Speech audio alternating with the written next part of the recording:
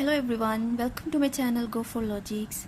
In this video, I'm going to explain you that what is E, जो कि Euler's number के तौर पर भी जाना जाता है।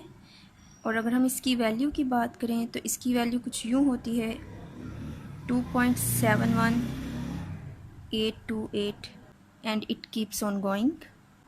और अगर हम E की करेक्टराइजेशंस की बात करें तो हमें बहुत सी फील्ड्स में इसकी स्टडी मिलती है। For example, in logarithm, we have e as its base, which is also known as ln e, जिसे हम नेचुरल लोगरिदम भी बोलते हैं। और अगर हम कंपाउंड इंटरेस्ट की बात करें तो वहाँ पे e जो है वो हमें कुछ इस फॉर्म में मिलती है, that n approaches to infinity 1 plus 1 over n whole raised to the power n. And we also have e as the sum of infinite series.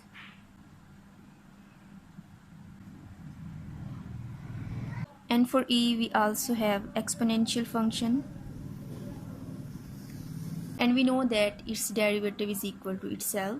और हम यहाँ पे देख सकते हैं कि पाई की तरह e जो है ये एक इरेशनल नंबर है, इसकी जो वैल्यू है वो रिपीट नहीं होती एंड कीप्स ऑन गोइंग।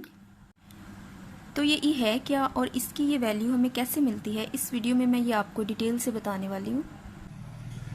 तो E को समझने के लिए सबसे पहले हमें ग्रोथ के कॉन्सेप्ट को समझने की ज़रूरत है। Let's suppose that at this time period we have a dollar और हम इस डॉलर को इन्वेस्ट करना चाह रहे हैं और बैंक जो है वो हमें 100% इंटरेस्ट रेट दे रहा है इस डॉलर पे। तो फिर क्या होगा, आफ्टर अ ईयर हमारे पास ये डॉलर डबल होके $2 हो जाएगा। जैसा कि हम देख सकते हैं कि $1 और उस पर 100% इंटरेस्ट रेट जो है वो इसको $2 बना देगा। और इसी तरह 2 साल बाद ये डॉलर जो है ये $4 हो जाएगा।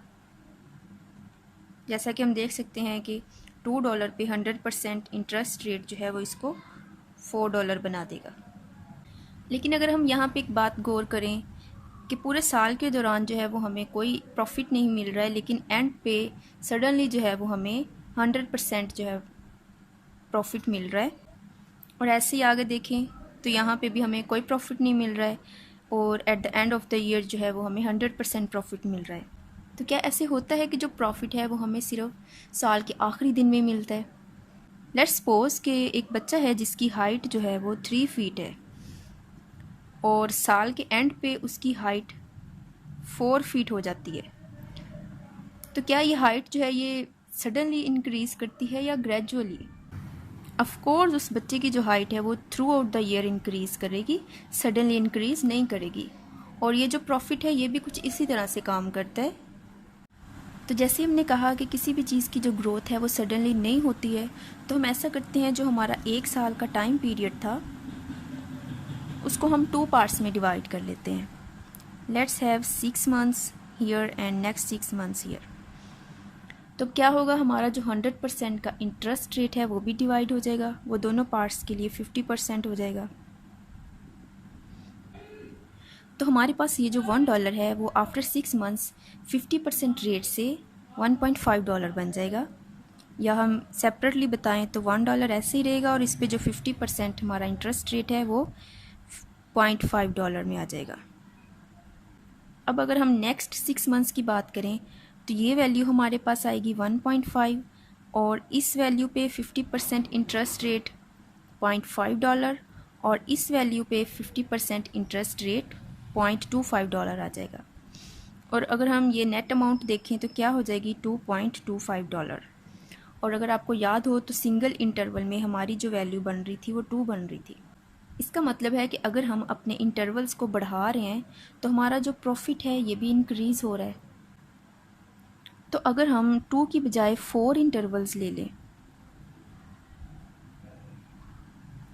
तो इस इंटरवल के लिए हमारा प्रॉफिट इससे भी ज़्यादा हो जाएगा। उसको आप कैलकुलेट करके देख सकते हो।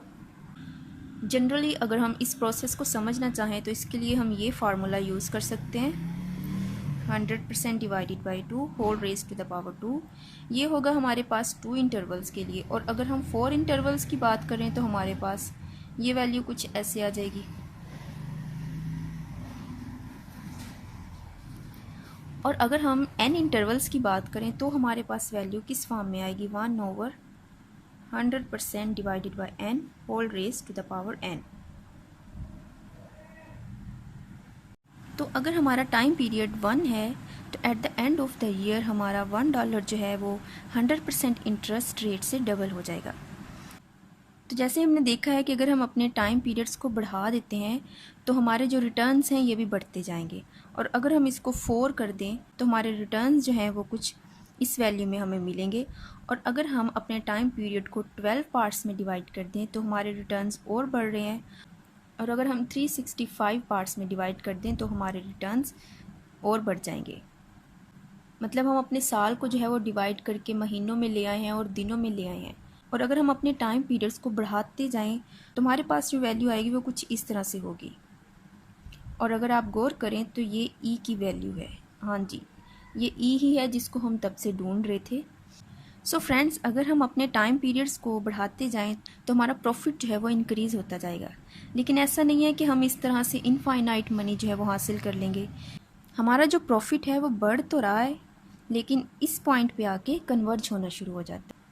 तो हम कह सकते हैं कि ई जो है ये एक मैक्सिमम पॉसिबल रिज़ल्ट है जो हम कंटिन्यूस कंपाउंडिंग के बाद और 100% ग्रोथ रेट के बाद हासिल कर सकते हैं। So here E is the maximum growth that we have.